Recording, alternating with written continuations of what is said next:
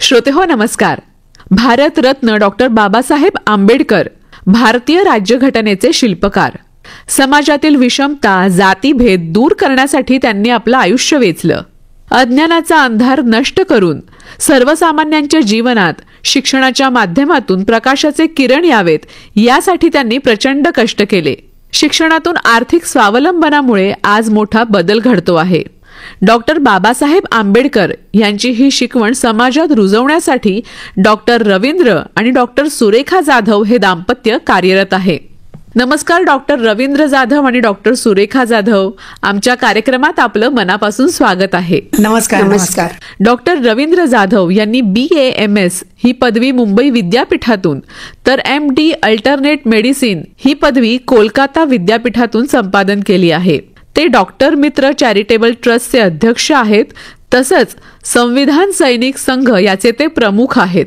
महात्मा फुले, राजर्षी शाहू महाराज आणि डॉक्टर बाबासाहेब आंबेडकर यांचे विचार लोकांपर्यंत पोहोचवण्यासाठी विविध ठिकाणी भाषणं आणि लेखनही ते करत असतात. डॉक्टर रवींद्र जाधव यांना डॉक्टर बाबासाहेब आंबेडकर पुरस्कारानं गौरविण्यात आलं आहे. तसंच 2021 साली प्रजासत्ताक गौरव सन्मान पुरस्कार त्यांना प्रदान करण्यात आला. अशा अनेक पुरस्कारांनी त्यांना गौरविण्यात आलं. डॉक्टर सुरेखा जाधव यांनी मुंबई विद्यापीठातून BAMS ही पदवी संपादन केली आहे. वैभवी आदर्श महिला सन्मान पुरस्कार, कल्याण डोंबिवली गौरव पुरस्कार, रमाई पुरस्कार 2022 या आणि अशा अनेक पुरस्कारांनी त्यांना गौरविण्यात आलं. निराधार मुलामुलींचे वसतिगृह, सिनियर सिटीझनसाठी वृद्धाश्रम, मोफत संविधान दवाखाना, गोरगरिबांसाठी ट्रस्ट हॉस्पिटल आणि रस्त्यावरील अनाथांचे पुनर्वसन असे अनेक सेवाभावी उपक्रम डॉक्टर रवींद्र आणि डॉक्टर सुरेखा जाधव राबवतात. आज डॉक्टर बाबासाहेब आंबेडकर यांचा महापरिनिर्वाण दिन आहे आणि डॉक्टर बाबासाहेब आंबेडकर हे भारतीय संविधानाचे शिल्पकार आहेत. आणि डॉक्टर रवींद्र जाधव, आपण नेहमी म्हणता की संविधानामुळे तुम्ही घडलात. अगदी मला सांगायला आवडेल की आमचं जीवन ज्या महामानवामुळे झालं ते डॉक्टर बाबासाहेब आंबेडकरांना सर्वप्रथम विनम्र अभिवादन करतो. सांगोळवाडी गाव आहे एक, वैभववाडी तालुका, सिंधुदुर्ग जिल्हा.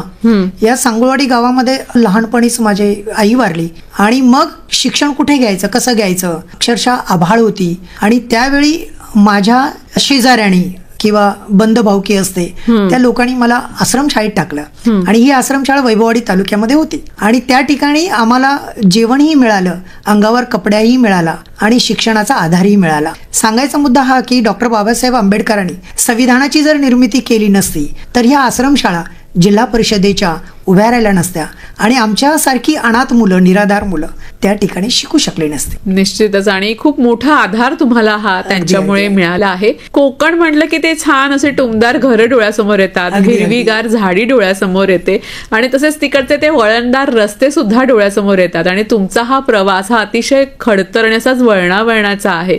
तर मुळात शालेय शिक्षण आणि अगदी सुरुवातीचं 11वी-12वीचं विज्ञान शाखेतलं शिक्षण तुमचं गावीच झालं. हो. तर मग तो प्रवास कसा होता? म्हणजे अगदी पुस्तकं मिळणं, अभ्यास करणं. बरोबर. तर इव्हन मी वैभववाडीच्या आश्रमशाळेत असताना सुद्धा आमचे जेवणाचेही वांदे असायचेच, पुस्तकांचेही वांदे असायचेत आणि लाईटही नसायची त्या ठिकाणी. त्याच्यामुळे रोडच्या कडेला जाऊन अभ्यास करणं हे आलंच. आणि अशाही परिस्थितीमध्ये मी SSC बोर्ड आणि हे बोर्डमध्ये मी पूर्ण तालुक्यातून पहिला आलो.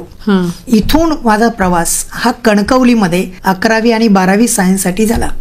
तिथे सुद्धा आमची राहण्याची वांदे होते, तिथे जेवणाची, राहण्याची सगळेच प्रॉब्लेम होते, शिक्षणाची तर खूपच दूर होती. परंतु त्या ठिकाणी सुद्धा मला वसतिगृह मिळालं आणि ते सुद्धा जिल्हा परिषदेचंच वसतिगृह होतं. एक गोपुरी आश्रम म्हणून आहे कणकवलीमध्ये आणि त्या ठिकाणी म्हैसीचा तबेला होता.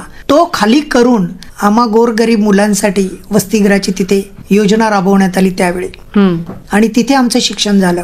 आणि अक्षरशः 11वी-12वी सायन्स करताना आम्हाला खूप त्रास झाला, कारण काही पुस्तकच मिळाली नाही 6 महिने. आणि अशा अवस्थेमध्ये त्या वसतिगृहामध्ये जी मुलं दिवसभर वाचायचे ते रात्री त्यांची पुस्तके घेऊन आम्ही अभ्यास करायचो. आम्हाला कोणतेही ट्युशन नव्हते, काही नव्हतं. म्हणजे जिथे जीवन जगण्याचाच प्रश्न होता त्या ठिकाणी आम्हाला शिक्षण तर दूरच होतं. आणि म्हणूनच बाबासाहेबांच्या ह्या जिल्हा परिषदेच्या वसतिगृहांमुळे आम्ही त्या ठिकाणी शिकू शकतो. आणि म्हणूनच हे जीवन हे बाबासाहेबांचं जीवन असं म्हणायला काहीच हरकत नाही. त्यांनी एवढा मोठा आदर्श सगळ्या समाजासमोर ठेवला आणि अतिशय खडतड मार्गात त्यांचा सुद्धा प्रवास झालेला आहे. डॉक्टर सुरेखा, तुमचा प्रवास देखील शिक्षणाचा अगदी सोपा, साधा, सरळ असा अजिबात नव्हता. तुम्हाला देखील शालेय शिक्षण आणि मग नंतर महाविद्यालयीन शिक्षण घेताना सुद्धा तुम्हाला अनेक प्रश्नांना तोंड द्यावं लागलं. तर नेमकं काय घडलं? माझे वडील अगोदर रेल्वेमध्ये TC म्हणून जॉबला होते, पण वडिलांना हार्ट अटॅक आल्यामुळे त्यांना रिटायरमेंट घ्यावं लागलं आणि मी 10वीत असताना हा प्रवास सुरू झाला. अगदी म्हणजे फीज पासून, पुस्तकापासून फार ओढाताण व्हायला लागली आणि मी मोठी असल्यामुळे मला मार्गदर्शन कोणाचंच नव्हतं. जसा जमेल तसा अभ्यास, जेवढे पुस्तक आहेत त्याच्यात, क्लास नाही, ट्युशन नाही, तर त्या अभ्यासामध्ये चांगल्या मार्काने 10वीला उत्तीर्ण झाली. आणि 10वीला उत्तीर्ण झाल्यानंतर आता कॉलेजचा प्रश्न, शिक्षणाची तर खूप आवड, काहीतरी बनायचं आहे आणि स्वप्न बाळगलेलं की डॉक्टर बनायचं आहे. घरी खायला जेवण नाही.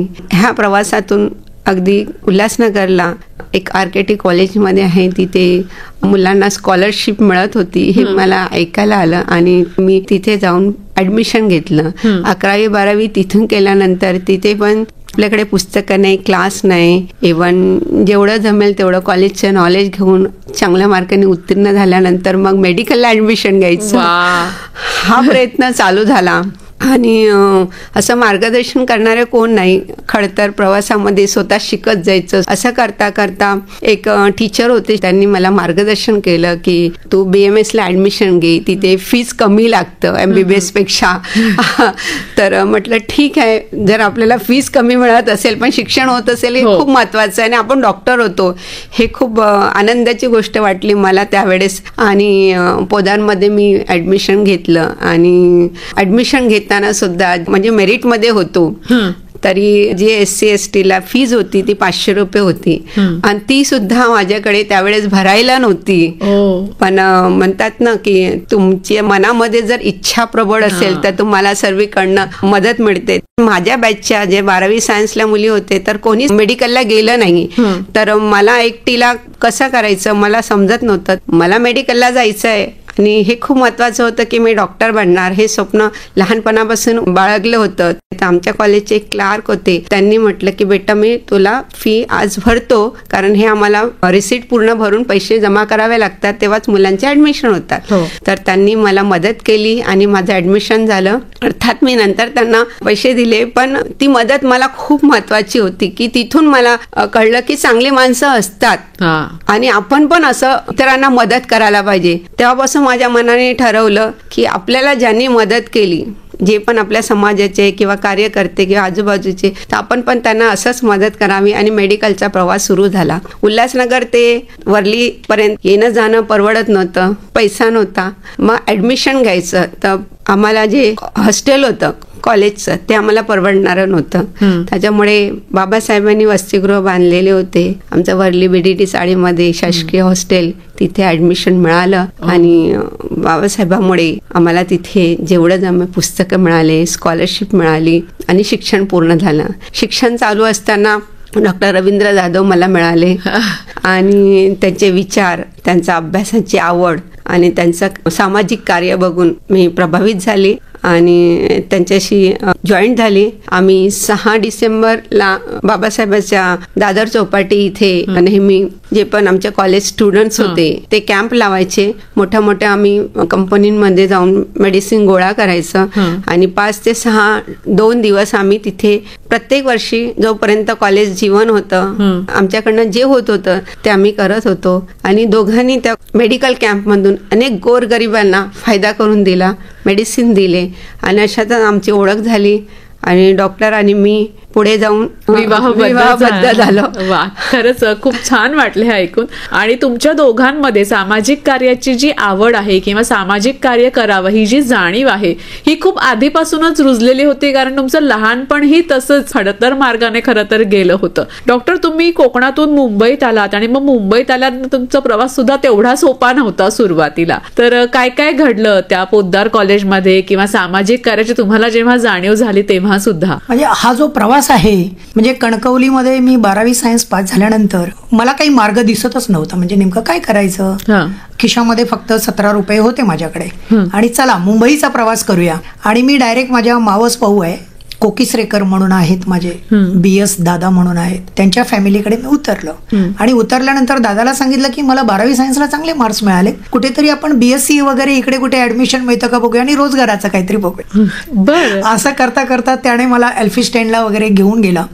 पण तिथे आम्ही चहा पित असताना एक व्यक्ती म्हणाला की यांना चांगले मार्क्स आहेत, यांना MBBS ला पण ऍडमिशन मिळेल. आणि तिथून मग आम्ही असं म्हटलं हो का, अरे बापरे, आम्हाला तर माहितीच नव्हतं की MBBS काय असतं, BMS काय असतं, मेडिकल एज्युकेशन काय असतं. तर तो म्हणाला चला आपण ट्राय करूया आणि फॉर्म आणला आणि मी तिथे सिलेक्ट पण झालो. परंतु माझ्याकडे 400 रुपये भरायला फी नव्हती. त्याच्यामुळे मग ते ऍडमिशन कसं घ्यायचं विचार करता करता माझी अपॉइंटमेंटची टाइम निघून गेला आणि मी सेकंड डेला गेलो तर म्हणे तुमचं ऍडमिशन गेलेलं आहे. आणि मग तो शॉक मी पचवू शकलो नाही आणि मी ते महालक्ष्मीचं तिथे एक रेल्वे स्टेशन लागतं, त्या रेल्वे स्टेशन मध्ये जीव देण्यासाठी चाललो होतो. अरे बापरे. हो. आणि म्हटलं कशाला जगावं, आपण एवढे कष्ट करावेत आणि आपल्याला ऍडमिशन मिळत नाहीये.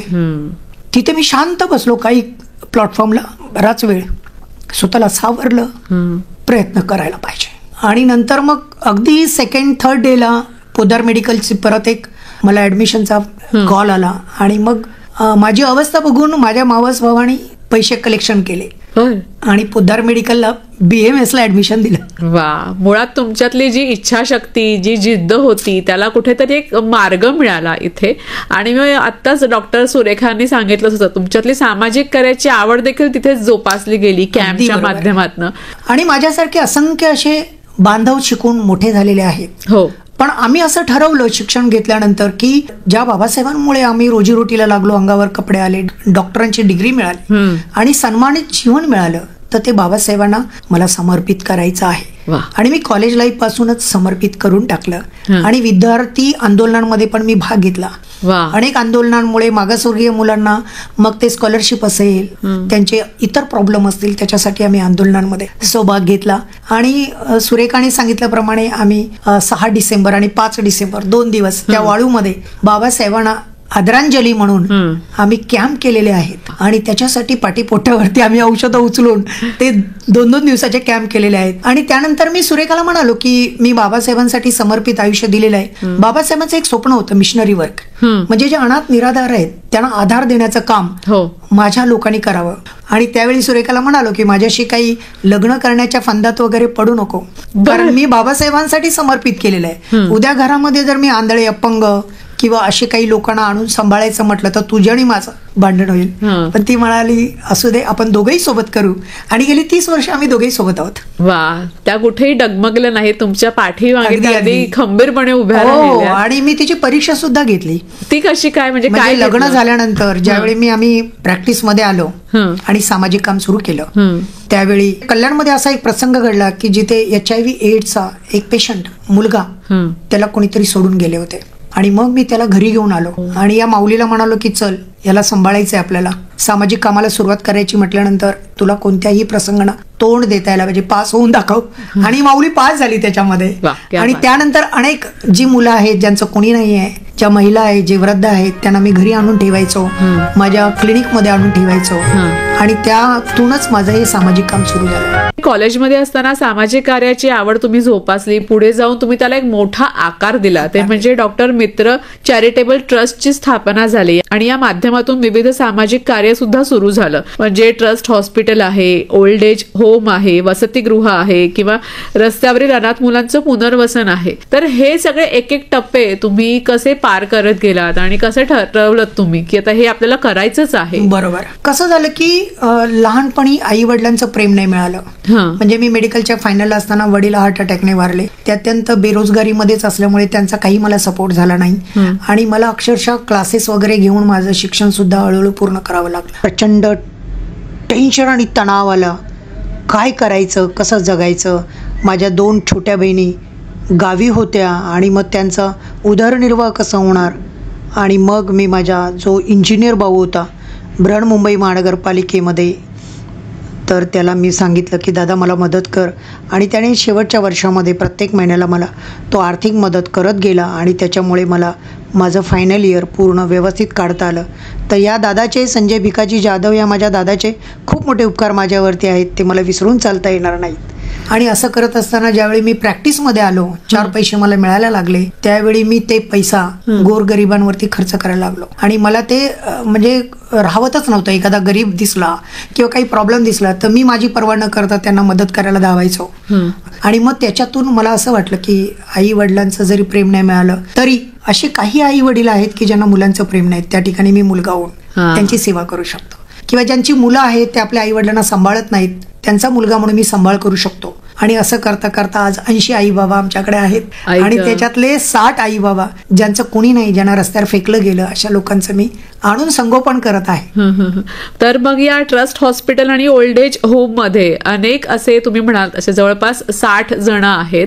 तर मग ह्या सगळ्यांचा एकत्रितपणे सांभाळ करणं, त्याची शुश्रूषा करणं, तसंच त्यांना काय हवंय नकोय ते बघणं, आणि ही सगळी मंडळी तुमच्याशी कशी जोडली गेलीत? हे असेच जोडले गेले. कोणाचा कॉल आला, आताच एक उदाहरण देतो की ठाण्यावरून एक कॉल आला. ती माऊली 8 दिवसापासून बेहोश अवस्थेत पडलेली आहे घरामध्ये. एक शेजारणीचा फोन आला की साहेब तुमचं गुगलला नाव ऐकलं, प्लीज जरा तिला हेल्प करा. मग आम्ही पाठीपुढचा विचार करत नाही, ॲम्ब्युलन्स घेऊन जातो आणि त्यांना पिकअप केलं. घेऊन आलो मी त्यांना आणि आल्यानंतर तिला ट्रीटमेंट दिली माझ्याच खर्चाने सगळं. पहिलं बोलतं केलं तिला आणि तिच्या चेहऱ्यावरचा आनंदाश्रू बघून मला खूप आनंद झाला की मी माझ्या आईची त्यावेळी सेवा करू शकलो नाही, पण हे आईचं रूप इथे पण आहे. आणि त्यानंतर तिची स्टोरी कळली की तिच्या बहिणीने तिची प्रॉपर्टी हडप केली आणि तिला एका छोट्याशा चाळीच्या रूममध्ये आणून ठेवलं. आणि ती एका नी जॉईंटने ऑपरेटेड होती आणि तिला चालता येत नव्हतं. तुम्ही म्हणे आले नसता तर मी गेले असते. तर ही माणुसकी मला जपायची आहे आणि त्यांच्या चेहऱ्यावरचं जे हसू आहे, आनंदाश्रू आहे, ते मला पाहायचे आहे. आणि हे माझं सॅटिस्फॅक्शन असतं. आणि ते एक प्रकारचं तुम्ही म्हणू शकता व्यसन आहे. खरंय. आणि ह्याच्यात तुम्हाला साथ लाभते ते म्हणजे डॉक्टर सुरेखा. तिच्या सोबतीशिवाय ते कठीण होतं. म्हणजे आजही आमच्या घरामध्ये अनाथ मुलं आहेत, महिला आहेत, वृद्ध आहेत, तर ती कोणत्याही पद्धतीची कारकूर करत नाही. कारण तिला एक मी सांगितलेलं आहे की हे आपलं जीवन समर्पित बाबासाहेबांच्या मिशनरी कार्याला आहे. तर आपण जर त्यांचा आदर्श जपायचा असेल, बाबासाहेब काय होते हे दाखवून द्यायचं असेल, तर आपल्याला समर्पित आयुष्य काढावं लागेल आणि ते गरजेचं आहे. निश्चितच. डॉक्टर सुरेखा, जेव्हा तुमच्याकडे असे पेशंट येतात किंवा अशी मंडळी येतात तेव्हा तुम्ही त्यांना कसं ट्रीटमेंट देता? आमच्याकडे कोणतीही आई आणि बाबा ऍडमिशनला येतात तेव्हा आम्ही त्यांची माहिती घेतो. म्हणजे त्यांचे रिलेटिव्ह कोण आहेत, त्यांना सांभाळणारे कोण आहेत, कोणी आहेत की नाही. कारण आमच्याकडे दोन्ही पद्धतीचे येतात. अनाथ पण येतात आणि ज्यांची फॅमिली आहे ते पण येतात. अर्थातच ज्यांची फॅमिली आहे त्यांच्याकडनं आम्ही सेवा शुल्क घेतो, कारण ते आवश्यक आहे. कारण त्याच्याशिवाय आपल्याला पुढे समाजामध्ये जाता येत नाही. आणि जे अनाथ आहेत अशा लोकांची माहिती घेतो. खरंच ते अनाथ आहे, मग त्यांना आम्ही आमच्या हॉस्पिटलमध्ये घेऊन येतो. त्यांची ट्रीटमेंट जी पण संगोपन असेल ते करतो. शेवटच्या क्षणापर्यंत जी ट्रीटमेंट आणि जी माणुसकीची त्यांना हाक पाहिजे किंवा जी सहानुभूती, प्रेम पाहिजे ते त्यांना देतो. आणि त्यांना एक जीवन देतो की जे ते गमावून बसले आहेत ते जीवन देतो. आणि शेवटच्या टप्प्यात जेव्हा ते मृत्यू पावतात तेव्हा त्यांच्यावर त्याच पद्धतीचे जसं त्यांचा धर्म किंवा त्यांचे जे संस्कार आहेत त्या पद्धतीने त्यांना आम्ही अग्निसंस्कार सुद्धा देतो. खरंच खूप मोठी गोष्ट आहे. जवळपास 70 लोकांचे अग्निसंस्कार आम्ही केलेले आहेत. 12 वर्ष कामाची आम्ही कोणालाच कळायला दिलं नाही. पण कोरोना काळानंतर आमची एवढी अवस्था वाईट झाली की आम्हाला लोकांना मदतीचे हात द्या रे बाबा अशी हाक मारावी लागली. आणि ही सेवा करताना काही खरंच अनाथ आहेत आणि काही खरंच खोटेपणा करून येणारे आहेत असेही आढळले आहेत. आणि खरोखरच आई वडिलांचं सगळी प्रॉपर्टी पैसा हडप करून आई वडिलांना सोडणारे सुद्धा लोक आहेत. आणि आई वडिलांवरती जीवापाड प्रेम करून स्वतःचं आयुष्य उद्ध्वस्त करणारे सुद्धा मुलं आहेत. अशा सगळ्यांना आरोग्याची सुविधा मिळावी. आरोग्य हे वृद्धकाळामधलं खूप मोठं गोष्ट आहे की जी मिळत नाही लोकांना.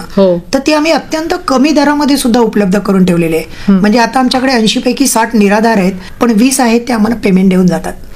आणि आम्हाला कोणतंही गव्हर्नमेंटचं अनुदान नाहीये आणि आमच्याकडे देणगीदार सुद्धा नाहीयेत. तर आम्ही जे काही कमाई करतो त्याच्यातूनच आम्ही ती व्यवस्था केली. पण खरं तर ही खूप मोठी तारेवरची कसरत आहे की ह्या सगळ्यांना एकीकडे सांभाळायचं. एवढा मोठा हा कुटुंबाचा गोतावळा आहे असं मी म्हणेन. एकीकडे ही वृद्ध मंडळी आहेत आणि एकीकडे अगदी दुसरं टोक म्हणजे लहान मुलं आहेत आणि दोघांनाही सारखंच सांभाळावं लागतं खरं तर. पण मग या लहान मुलांची तुम्ही देखरेख कशी करता? ही तुमच्याशी कशी जोडली गेली लहान मुलं? ही जी मुलं असतात ती सिंगल पॅरेंटची परिचय असतात बऱ्यापैकी, हं. किंवा त्यांचे काका किंवा मामा दूरचे लोक ते घेऊन येतात हं. की साहेब तुमच्याविषयी ऐकलेलं आहे, ठेवता का? हं. तर मी सुरेखाला म्हणतो की आपण ठेवून देऊया. हं. ते शिक्षण झाल्यानंतर त्यांची हॉस्टेलची पुढची प्रोसिजर करायला गव्हर्नमेंट हॉस्टेल आहेत, आपण त्यांना प्रायमरी एज्युकेशन सेटल करण्याचा प्रयत्न करूया. अशा पद्धतीचं काम करून आम्ही त्यांना सेटल करतो हं. आणि त्यांना आई बाबांचं प्रेम देतो. आता आमची मुलं अशी आहेत की आम्ही अगदी गेलो ना हं. तर ते काय म्हणतात आम्हाला, गुड मॉर्निंग मम्मी पप्पा. अगं बाई, किती गोड. तर ते जे प्रेम आहे ना हं. ते अफलातून आहे, म्हणजे ते असं मिळवता येणार नाही आणि हे पैशातून नाही मिळवतो, तो झरा पाहिजे ममतेचा. हं. तर आमचं हे सेंटर गरीब श्रीमंत निराधार यांचं माहेरघर झालेलं आहे बर बर. आणि म्हणून आमच्या कल्याणला माणुसकीचं घर, माणुसकीचं शहर म्हणून ओळखतात. हे सगळे अनुभव तुम्ही एका कथा संग्रहामध्ये शब्दबद्ध सुद्धा केलेले आहेत आणि ही कथा वाचताना ते चित्र डोळ्यासमोर उभं राहतं. हा इतका जवळपास 10 ते 12 वर्षांचा अनुभव आहे. हे कधी ठरवलं की आता पण हे सगळं कथेच्या स्वरूपात किंवा शब्दबद्ध करून लोकांसमोर आणावं? कोकण भूषण म्हणजे ज्याला आपण अपरांत भूषण म्हणतो, हा पुरस्कार मला जाहीर झाला. कोकणातल्या साहित्यिकाने मला एक पुरस्कार जाहीर केला आणि तो कणकवलीमध्येच होता. बरं, आणि- मूळ गावी म्हणजे. हो, मूळ गावी. हं. आणि सुप्रसिद्ध ज्या साहित्यिक आहेत, उर्मिला पवार, जवी पवार, ही मोठे मोठे जी साहित्यिक मंडळी आहेत, सुनील हेतकर वगैरे, आनंद देवडेकर वगैरे, या सगळ्या मंडळींनी असं डिसिजन घेतलं की या वर्षीच्या साहित्य संमेलनामध्ये कोकण भूषण पुरस्कार, कोकण हे नाव आहे ना ते पाली भाषेमध्ये अपरांत हा शब्द आहे आणि तो अपरांत भूषण पुरस्कार मला त्यांनी जाहीर केला. आणि त्यावेळी मला असं वाटलं की एवढ्या मोठ्या साहित्यिक लोकांच्या मध्ये मला बसायला वाव मिळतोय, पुरस्कार मिळतो, तर माझे अनुभव असलेलं एखादं पुस्तक का प्रकाशित करू नये. बर. आणि त्याच्यातूनच अंधारातील काजवे, हं. आम्ही दोघंही अंधारातले काजवे आहेत, टिमटिमत आहोत आणि जर त्याला बुस्टिंग मिळाली तर खूप मोठं कार्य आम्ही करण्याची हिंमत ठेवतो. मी तर म्हणेन फक्त टिमटिमत नाही आहात, तर तुमच्यामुळे इतरांच्या आयुष्यामध्ये आता प्रकाश निर्माण झालेला आहे. ती एक प्रकाश ज्योत आहात तुम्ही दोघही जण खरं तर. आणि ह्याच्यामुळे निश्चितच अनेकांचं आयुष्य हे उजळताना आता बघायला मिळतं आहे. हे प्रॅक्टिस एकीकडे सुरू आहे आणि अगदी सुरुवातीला आपण म्हटलं तसं की संविधानामुळे तुम्ही घडलात असं तुम्ही म्हणता डॉक्टर नेहमी. तर मुळात हे संविधान जे आहे ते माणसाच्या जगण्याशी कसं जोडलं गेलेलं आहे त्याबाबत जरा आम्हाला सांगा ना. माझं बालपण तर तुम्हाला मी सांगितलंच की ते संविधानाने निर्माण केलेल्या हॉस्टेल्स, वसतिगृह, आश्रमशाळा याच्यामुळे आम्ही शिकू शकलो आणि पुढे ग्रॅज्युएशन झाल्यानंतर मी ते वाहून घेतलं. पण सेवेचं काम करताना आमच्या हे लक्षात आलं की मला सेवा का करावी लागते आहे. संविधानामुळे आम्हाला जीवनाचा मार्ग मिळाला, शिक्षण मिळालं, आम्हाला रोजगार मिळाला, सन्मान मिळाला, पण सेवा करताना माझ्या हे लक्षात आलं की एवढं आपण आयुष्य घालवत आहोत सेवेमध्ये, तर का करावं लागलं. बाबासाहेबांना सुद्धा जाती व्यवस्था नष्ट करण्यासाठी सगळं आयुष्य समर्पित करावं लागलं आणि त्यांनी एवढं महान संविधान दिल्यानंतर सुद्धा डॉक्टर रवींद्र जाधव बाबासाहेबांच्या या लेकराला आपलं सुद्धा आयुष्य सुखाने जगता येत नाहीये, त्याला सुद्धा समर्पित आयुष्य गोरगरीब निराधारांसाठी काढावं लागलं. तर मग हे वाचन करताना माझ्या लक्षात आलं की संविधान याच्या मुळाशी आहे. ते हक्क आणि अधिकार गोरगरिबांना मिळत नसल्यामुळे माझ्यासारख्या सुद्धा एज्युकेटेड लोकांना आपलं समर्पित आयुष्य या परत यांच्या उत्थानासाठी करावं लागतंय आणि म्हणूनच संविधानाचा मी अभ्यास करायला सुरुवात केली. आणि मग संविधान सैनिक या संघाची स्थापना केली. संविधानाचे सैनिक निर्माण व्हायला पाहिजेत. घरोघरी दारोदारी जाऊन आपण प्रचार प्रसार करायला पाहिजे. वेगवेगळ्या संस्थांमध्ये, पक्ष कार्यालयांमध्ये, शाळांमध्ये, कॉलेजेसमध्ये जाऊन प्रबोधनाचं कार्य करायला पाहिजे की जे आम्ही करतो आहोत. आणि त्याच माध्यमातून आज संविधान सैनिक महाराष्ट्रामध्ये 50,000च्या वर निर्माण झालेले आहेत. वा. संविधान असं म्हटलं की तो शब्द सगळ्यांनाच खरंच खूप जड वाटतं. तुम्ही हे सगळ्यांना सोपं करून दाखवलं की ते कसं जगण्याशी जोडलं गेलेलं आहे किंवा आपण ते कसं जोडायला हवं, त्याचा इतरांना म्हणा किंवा समाजातील अनेक घटकांना त्याचा कसा उपयोग होऊ शकतो. तुम्ही कशा प्रकारे हे तुमच्या व्याख्यानांमधून किंवा तुमच्या भाषणांमधून समजवता, जरा त्याबद्दल आम्हाला सांगा. अगदी बरोबर. संविधानाचा प्रचार प्रसार आणि प्रबोधन करताना की काही लोकांच्या डोक्यामध्ये एक हे आहे की संविधान हे मोठे विद्वानांचं काम आहे, वकिलांचं काम आहे, तर ते तसं नाहीये. ते आपल्या जीवनाशी, दैनंदिन जीवनाशी निगडीत असलेलं संविधान आहे. फक्त तुम्हाला ते डोळसपणे बघता यायला पाहिजे. संविधान हे प्रत्येक गोष्टीमध्ये आहे. तर ज्यावेळी मी वृद्धांना आणतो त्या आई वडिलांचे हक्क आहेत आपल्या घरावरती, तर त्या ठिकाणी त्यांची मुलं म्हणा, त्यांचे नातेवाईक म्हणा, त्यांना बाहेर काढतात, त्या ठिकाणी मी उभा राहतो. संविधानाचे त्यांना हक्क आणि अधिकार मिळवून द्यावे लागतात. तर अशा पद्धतीने आपण संविधान, आता जसं की देशाच्या सीमेवरती जवान आहेत, ते आपल्या सीमांचं रक्षण करतात पण भारताचं रक्षण करण्यासाठी संविधानाचे सैनिक व्हावं लागेल. आणि संविधानाची ही माहिती असेल, जाणकारी असेल तरच तुम्ही संविधान वाचवू शकता. अन्यथा संविधानाचे हक्क आणि अधिकार चुरगळले मुरगळले गेलेत तर तुमच्या हाती काहीच लागणार नाही. आणि म्हणूनच तुमच्या जीवन मरणाशी किती संबंधित आहे. तुम्हाला स्वातंत्र्य कोणी दिलं, तुम्हाला जी समानता मिळते ती कोणामुळे मिळते आहे, तुम्हाला जो सामाजिक न्याय मिळतोय तो कोणामुळे मिळतो आहे, आणि तुम्हाला जे बंधुत्व प्राप्त झाले ते फक्त आणि फक्त संविधानामुळे आहे. आणि या संविधानाला जपणं तुमचं माझं सगळ्यांचं काम आहे. आणि म्हणजे अत्यंत सोप्या भाषेमध्ये ते आम्ही सांगण्याचा प्रयत्न करतो. अगदी बरोबर. मुळात समाजामध्ये न्याय आणि बंधुता जपणं हे खूप गरजेचं आहे.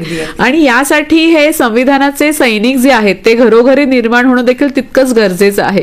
हे सैनिक तर निर्माण होतील, पण त्या सैनिकांनी नेमकं काय काम करणं अपेक्षित आहे? पहिली गोष्ट म्हणजे जे संविधानाचे सैनिक आहेत ते, जसं मी म्हणतो की जात नको आहे, धर्म नको आहे, आपल्याकडे संविधान आहे, तर संविधानवादी मुवमेंट तुम्हाला राबवायची आहे. पहिले तुम्हाला पूर्णतः संविधानवादी व्हायचं आहे. आणि मी भारतीय आहे, अंतिमताही भारतीय व्हायला पाहिजे. तुमचा जात आणि धर्म कुठेही आडवी नको यायला, नाहीतर मग तुम्हाला संविधानवादी सैनिक होण्यात काही पॉईंट नाही. माणूस की तुम्हाला जपायची आहे. आणि हा एक पार्ट झाला. दुसरा पार्ट म्हणजे संविधानाचे सैनिक म्हणजे आपल्या आजूबाजूला जे अत्याचार होतात, अन्याय होतात, काही लोकांना संविधानाचे हक्क आणि अधिकार मिळत नाहीत, तिथे तुम्हाला जाऊन ते मिळवून देता यायला पाहिजेत. एखादा अनाथ असेल, निराधार असेल, त्याला संविधानाची मदत ही तुम्हाला मिळवून देता यायला पाहिजे. कारण संविधानाने आपल्यासाठी पोलीस स्टेशन निर्माण केलेले आहेत, तिथपर्यंत लोक पोहोचत नाहीत, ते तुम्हाला व्यवस्था पोहोचवायची आहे. संविधानाने तुमच्यासाठी कोर्ट कचेऱ्या निर्माण केलेल्या आहेत, पण तुमचा एखादा गरीब माणूस तिथे पोहोचत आहे, तिथे तुम्हाला मदतीची गरज आहे. म्हणजे वकील करून देणं असेल, या सगळ्या गोष्टी करायच्या आहेत. तिसरी गोष्ट अशी की रुग्णालय हे आमच्यासाठी आहेत, संविधानाने आमच्या आरोग्य रक्षणासाठी आहे. तिथे तुम्हाला जाऊन रुग्णालयात भांडायला पाहिजे की का एक्सरे मशीन नाहीये, का सोनोग्राफी होत नाहीये. संविधानानं तर तुम्हाला करोडो रुपयाचे अनुदान दिलेले आहेत, मग तुम्हाला लागणारी मदत आम्ही करून देऊ. आमच्या मंत्रालयातल्या ज्या काही गोष्टी, आमचे जे कार्यकर्ते आहेत त्या ठिकाणी, मोठे मोठे ऑफिसर्स आहेत, त्यांच्या मदतीने तुम्हाला जी लागेल ती मदत देऊ. पण संविधानाच्या हक्काने आम्हाला अधिकार पाहिजेत. निश्चितच. डॉक्टर, तुमचं पुस्तकाचं शीर्षक तर अतिशय समर्पक आहेच की अंधारातील काजवे. आणि या कथा संग्रहामध्ये ज्या वेगवेगळ्या कथा आहेत त्या कथांची शीर्षकं सुद्धा अगदी प्रत्येक वाचकाचा मनाचा ठाव घेतात. त्याच्यातलं अभागी आई असेल, नशीब एकेकाचे, डॉक्टरची ट्रॅजेडी, प्रॉपर्टीसाठी, म्हणजे या शीर्षकातूनच जाणवतं की आत काहीतरी वेगळं घडलेलं आहे. तर ह्या शीर्षकांविषयी आणि त्या कथांविषयी आम्हाला जर अगदी थोडक्यात सांगा ना. म्हणजे कसं आहे की या कथा अत्यंत आमच्या जीवनाशी संबंधित आहेत, म्हणजे प्रत्यक्ष घडलेल्या आहेत. आणि या सगळ्या सत्यकथा आहेत. आणि म्हणून त्या सहज कागदावरती आल्या सगळ्या कथा. आणि याच्यामध्ये सगळ्या स्टोऱ्यांमध्ये प्रत्येकाची एक वेगवेगळी कथा आहे. जसं एक स्टोरी मी तुम्हाला थोडक्यात सांगतो की ती माऊली रस्त्यावरती पडून आहे हे माझ्या नजरेस आलं. मी तिला माझ्या वृद्धाश्रमामध्ये घेऊन आलो आणि तिसऱ्या दिवशी तिचा मुलगा येऊन उभा राहिला. तुम्ही माझ्या आईला का आणलं? का रे बाबा, तू आईला सांभाळू शकत नाही? तर मी नाही म्हणे, ती मरण्यासाठी मी तिला सोडलं होतं. ती हट्टी आहे आणि तिची प्रॉपर्टी ती माझ्या नावावर करत नाहीये, मला माझं कर्ज फेडायचं आहे. अरे बापरे, म्हणून तू तिला मारणार का? आणि त्याने माझ्याशी हुज्जत घातली आणि म्हणे, मी डॉक्टर तुमच्यावरती मी आता केस करतो. माझ्या आईच्या गळ्यामध्ये दागिने होते, असं मी जर तुमच्यावरती आरोप केला तर तुम्ही काय कराल? म्हटलं, माफ कर बाबा, मी गरीब माणूस आहे, मी काहीच करू शकत नाही तुझं. आणि आईला मी नमस्कार केला आणि तिला होतं त्या जागेवरती नेऊन सोडून आलो. नाहीतर तो माझा पिच्छा सोडत नव्हता. अशी सुद्धा आहेत, असे असंख्य अनुभव आहेत. म्हणजे माझ्या जे काही संपर्कातले अनेक गोष्टी त्याच्यामध्ये आहेत. आणि ते वाचताना अक्षरशः माझे सगळे लोक रडत राहतात. आणि ह्या पुस्तकाची 5वी आवृत्ती सुद्धा संपलेली आहे. बर बर बर. ह्यातलं एक वेगळं शीर्षक आहे ते म्हणजे कशाला हवीत मुले. तर कशाला मुलं हवीत याचा अर्थ असा की आई वडिलांची प्रॉपर्टी, पैसा नावावर करून झाल्यानंतर जर ती मुलं आई वडिलांना सांभाळत नसतील, त्यांना प्रेम देत नसतील, त्यांना रस्ता दाखवत असतील, तर अशी मुलं कशाला हवीत असा प्रश्न मला त्याच माऊलीने विचारलेला आहे. बर बर. अशा अनेक माऊली आणि बाबा माझ्याकडे आहेत की मी त्यांना त्यांच्याकडून हे शिकलो की वृद्ध हो, तुमचा पैसा हाच तुमचा मुलगा आहे. आजच्या नवीन जमान्याचा हा संदेश आहे की तुम्ही तुमचा पैसा, तुम्ही जोपर्यंत जिवंत आहात तोपर्यंत मुलांच्या नावावर करू नका.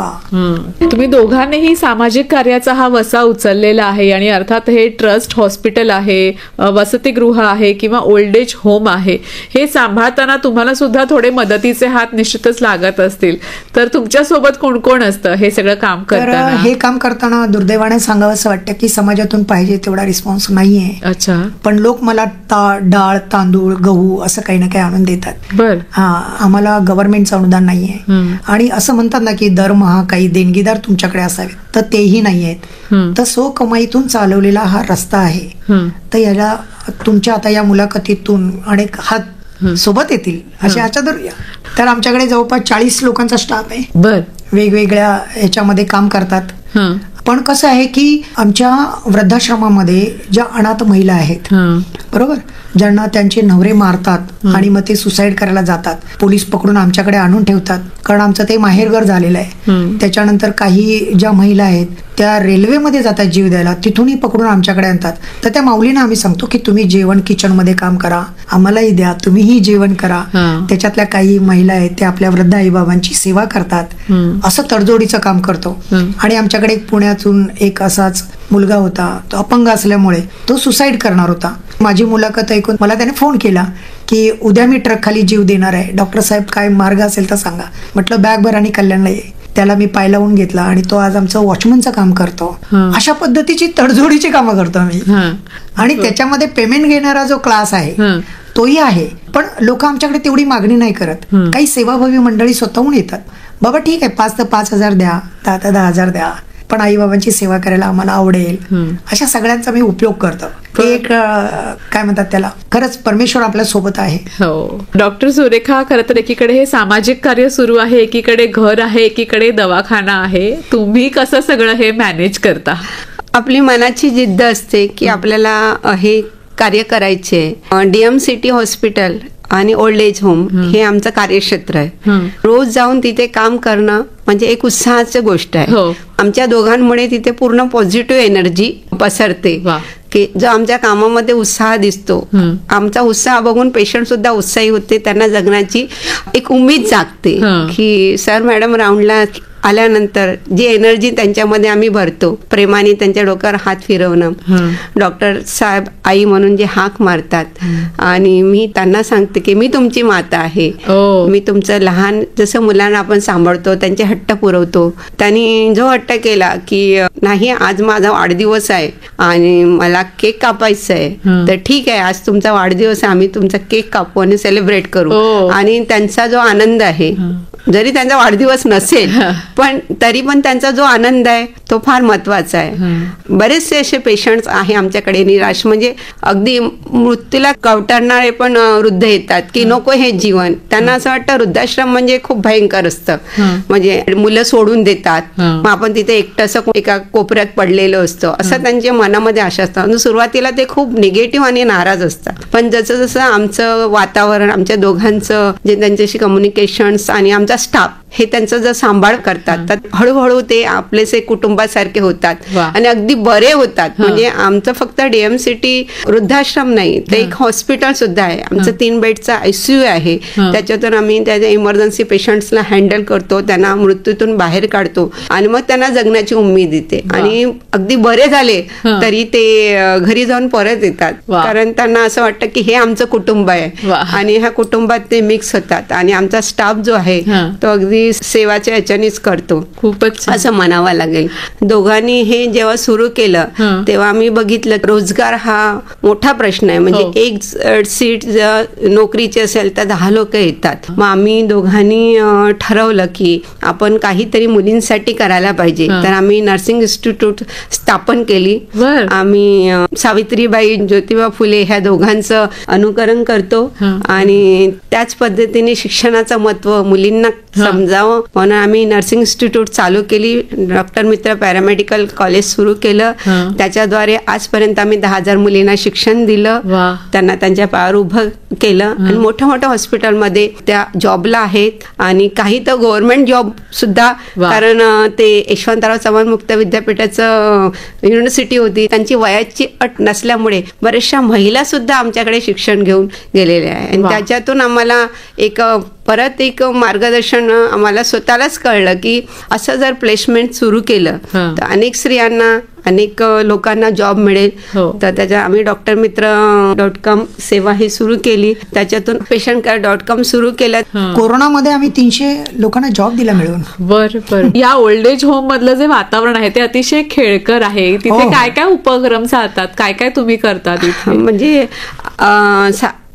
आम्ही सध्या तर टीव्ही टेलिव्हिजन आहे आमच्याकडे, पण आम्ही बघितलं की काही आईला आवडतं, काही बाबांना आवडत नाही तिथे आपण तरी पण आम्ही तो प्रयत्न केला. त्याच्यानंतर पेशंट्सला बाहेरचे लोक जास्त व्हीलचेअरवरून आम्ही बाहेर बसवतो. आमच्याकडे बाहेर वातावरण मोकळं आहे, अगदी आम्ही ग्राउंड फ्लोअरला आहोत. बाहेर बराचसा मोकळा जागा आहे. विशेष म्हणजे सण साजरे करायला अनेक संस्था येतात आमच्याकडे. म्हणजे आता दिवाळी असू दे, दसरा असू दे, रक्षाबंधन, अनेक कॉलेजचे मुलं, शाळेचे विद्यार्थी हे आमच्या आश्रमाला भेट देतात आणि ते सगळे सण सेलिब्रेट करतात. त्याच्यामुळे वातावरण नेहमीच फुललेलं असतं. त्यात मुलांचं जे जबाबदारी आहे, तर माझा मुलगा एक MBBS करतो आहे.